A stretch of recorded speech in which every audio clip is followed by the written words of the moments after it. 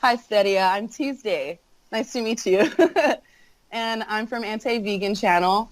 I am extremely anti-vegan, in case you can't tell.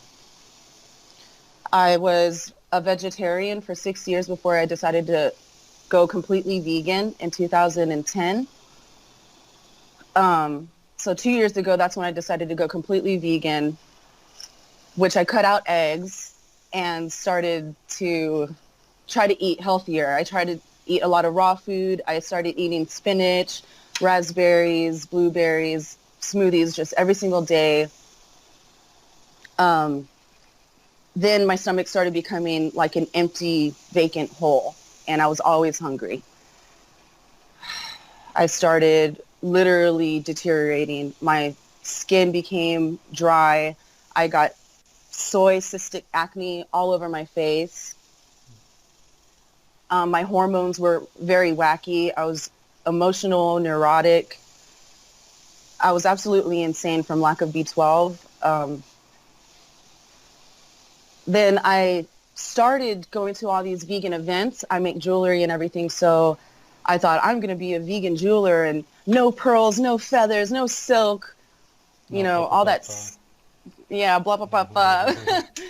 And I went to a couple events. I felt fine. I was feeling really good.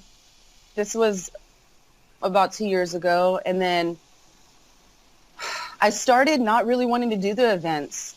I started feeling like I didn't like the people around me. They're just fake. Everybody at those events were extremely fake. The food was overpriced. I was, because I was a crazy vegan too, I had no problem saying that. I had no problem telling these vegans off, and they didn't really like me. I had no problem telling them that they were wrong about certain things. Like, they would often say, oh, nobody should eat meat, and I wish the whole world would go vegan, and I thought that was really dumb. I have plenty of family who eats meat, and I never really believed that, but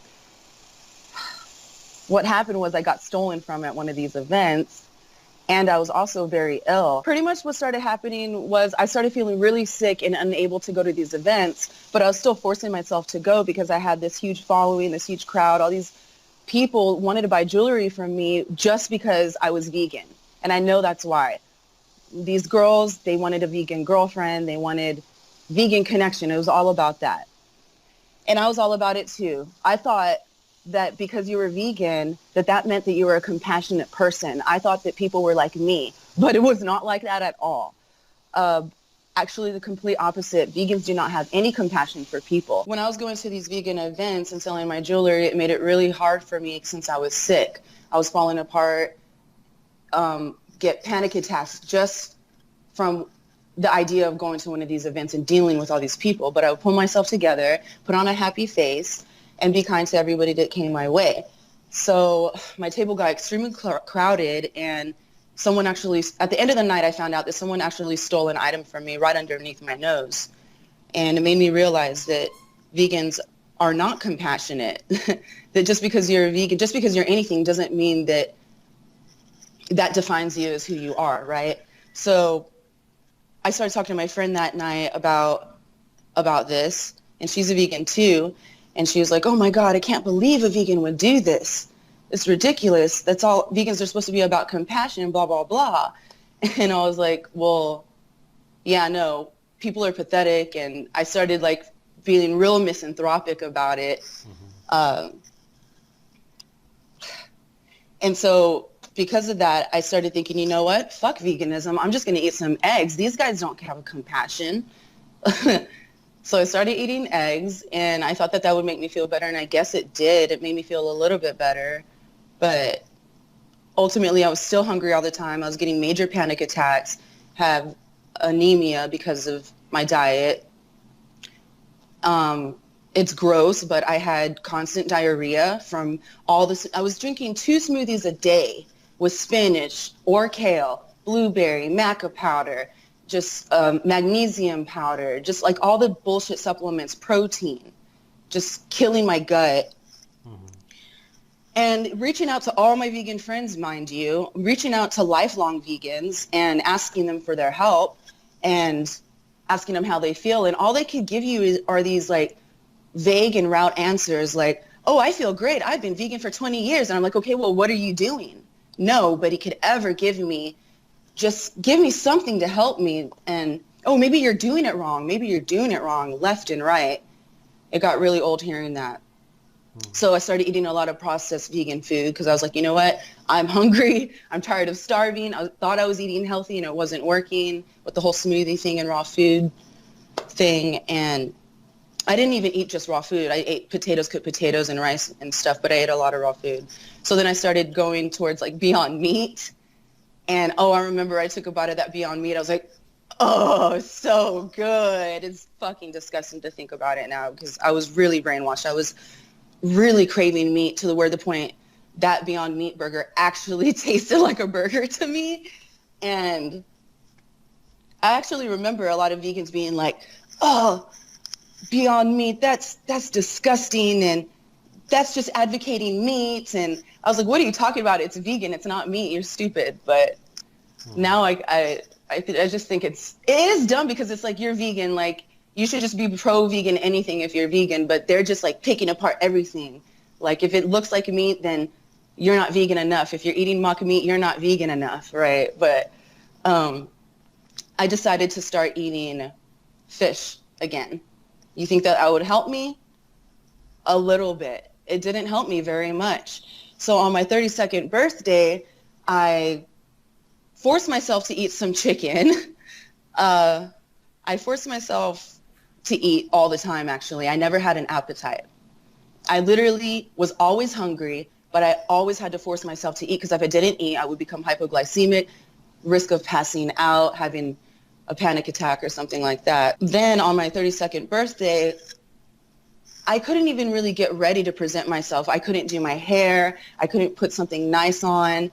I couldn't put on my smile. I couldn't put my personality together, you know? And finally, it took me all day just to get to my family's house, and I got there, and my sister wasn't there, and she had said she was going to be on her way, and I started having a panic attack because my sister wasn't there, and I was calling her phone. She wasn't answering. I was having a heart attack over my sister not showing up on my birthday on time, right? My family saw this happening. They were looking at me just like with these looks, like and my boyfriend and my other sister were looking at me like that too, and they looked bewildered and scared and worried about me, and then seeing them like that. And when my sister actually walked in and I knew that she was okay, I just broke down crying, and it was really embarrassing. But they were like, you're sick, you know, you need to do something. What's wrong? What's going on? You need to go to the doctor. The only person who ever said anything about, you know, it being related to eating meat is my grandmother. Mm-hmm. You need to eat meat. You need more protein. That's what it is. You're starving yourself. The most logical person in the whole world, my grandmother, 82 years old. And so, yeah, that was a rude awakening when I saw my family looking at me like that with those eyes. I knew that I didn't want to die. Even if it wasn't for, like, I don't want to die for myself, of course, but especially for those that are in my life that I love, it's like I have to keep going for them, you know? And that's when I decided to eat a steak the next day, and it changed my life. I felt a tingling above my head when I ate it. I felt warmth in my body. I felt satiated. I didn't even know what that word meant, satiated. And it changed my life. Do you think that vegans eat the Beyond Meat? Do they not understand what they're doing? Are they delusional? They're delusional. Absolutely delusional. And I know I would like think, what is in all of this mock meat? What's in all this fake cheese? I was using a lot of fake cheese before that. And I think this can't be good for you. It has look at the ingredients, because as a vegan, you have to look at all the ingredients. So you know they're looking at those ingredients. You know that they're seeing the hundreds of ingredients in that Beyond Meat burger. And you know when they open it and they smell it, they smell chemicals. So it's definitely delusional. Cognitive dissonance. Right. Throughout your vegan time, did you take supplements, B12 and such? Oh, yeah, absolutely. I took a woman supplement, B12. I took calcium, electrolytes. You know, I have hundreds of dollars worth of supplements still that I didn't even go through. And I can even do a video on that, just show you all the supplements that I have.